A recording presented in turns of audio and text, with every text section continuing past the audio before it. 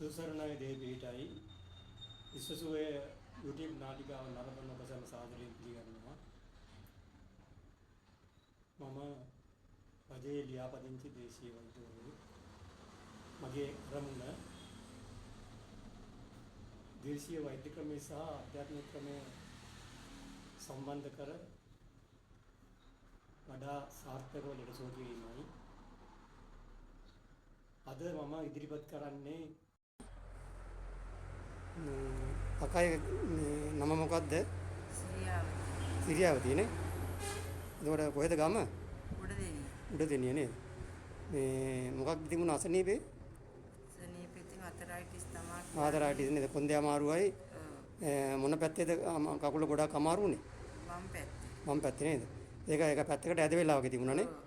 එතකොට ඒක නිසා ඔයාට අවිද ගන්න බැරිව තිබුණේ නේද?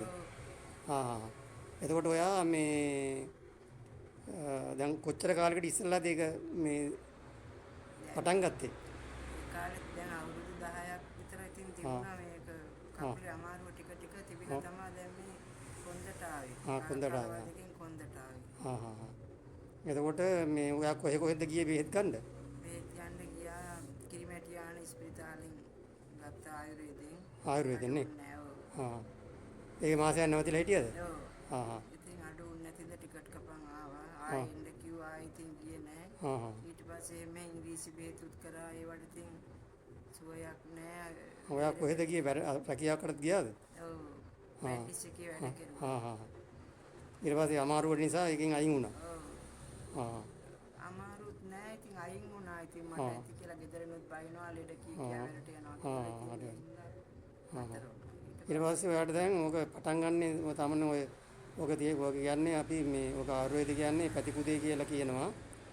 ඊට පස්සේ ඒ තත්ත්ව නිසා මේ කකුලේ ආතරයිටිස් තත්ත්වකුත් ඇති වෙලා ඒක කකුල ඇද වෙලා තියෙන්නේ. එතකොට ඔයාගේ පැතිකුදේ කියන එක අවුරුදු 16 වගේ තමයි පටන් ගන්න. එතකොට ඊට පස්සේ ටික කාලයකට ගියාට පස්සේ තමයි වට දැනෙන්නේ. තව ඔය කොන්දේ තියෙනවා මේ ඔටුකුදේ වගේ කියලා දත්තුකුත් තියෙනවා. ඒක ආයුර්වේද කියන්නේ ඔටුකුදේ කියලා. ඒකට බටහිර වෙදකමේ කියනවා ලෝඩෝටිස් කියලා. ඒ වගේ තත්ත්වකුත් තියෙනවා. ඒ තත්ත්වය තමයි දිගටම තිබිලා ඔයාට මේ ඔය බලපාලා තමයි කකුල අන්තිමට අඩිය තියන්න බැරි තත්ත්වයක් වගේ අර මෙවුනේ. කකුල දණිය නමන්න බැරි තත්ත්වයක් තිබුණා නේද? හරි දැන් ඒවා දැන් හොඳට නමන්න පුළුවන් දණිය නේ? රිදෙන්නේ නැහැ දැන් නේ? දැන් හොඳින් ඇවිදලා යන්නත් පුළුවන් නේ? යන්න පුළුවන් තව ටිකක් ඇතුලේ රිදෙනවා ඉතින්. ඒක ඉතින් ටික ගාතක් යනවා. තිබුණාට වඩා අඩුයි දැන්. ඔව්. ඔයා සාමාන්‍යයෙන් පස් ගමනක් වගේ දැන් ආවනේ. හරි. දැන් ගොඩක් දුරට ඔයාට ඇවිදින්න පුළුවන්. දැන් ගොඩක් ලොකු සහනයක් ආවනේ. හරි. එහෙනම් ගොඩක් ස්තුතියි. ඔය ශ්‍රේකේ තියෙන්නේ මේ தත්ත්වය තමයි පෙන්눔 කරලා. අර මං කිව්වා අර කොන්දේ මේ පැත්තට ඇද වෙලා වගේ තියෙන්නේ. ඒ තමයි පේන්න තියෙන්නේ. දැන් ඔයාට ඇවිදලා යන්න පුළුවන් නේ? දැන් පුළුවන්. දැන් චුට්ටක් මේ ඇඳ වටේ චුට්ටක් වගේ යන්න බලන්න. ඇඳ වටේ චුට්ටක් යන්නකෝ වටේ. එස්රේක බිමින් තියන්න හදන්න. තියලා යන්න පොඩ්ඩක්. අල්ලන්න නැතුව යන්න.